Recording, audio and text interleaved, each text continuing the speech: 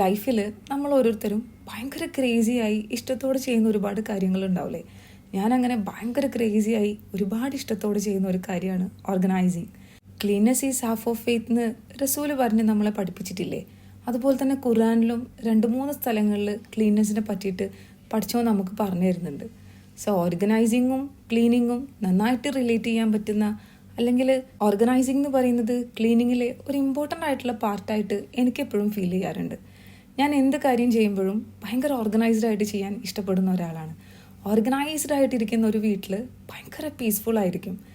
എനിക്ക് എപ്പോഴും അത് ഫീൽ ചെയ്യാറുണ്ട്. ക്ലീനിങ് എന്ന് പറയുമ്പോൾ അതിൽ ഇൻക്ലൂഡ് ചെയ്യാൻ പറ്റുന്ന ഒരുപാട് കാര്യങ്ങളുണ്ട്. നമ്മൾ താമസിക്കുന്ന വീടാണെങ്കിലും, നമ്മൾ നോക്കിക്കാണുന്ന സറൗണ്ടിങ്സ് ആണെന്നുണ്ടെങ്കിലും, നമ്മൾ യൂസ് ചെയ്യുന്ന നമ്മളുടെ കിച്ചൺ ആണെങ്കിൽ പോലും അതിൽ ഇൻക്ലൂഡഡ് ആണ്.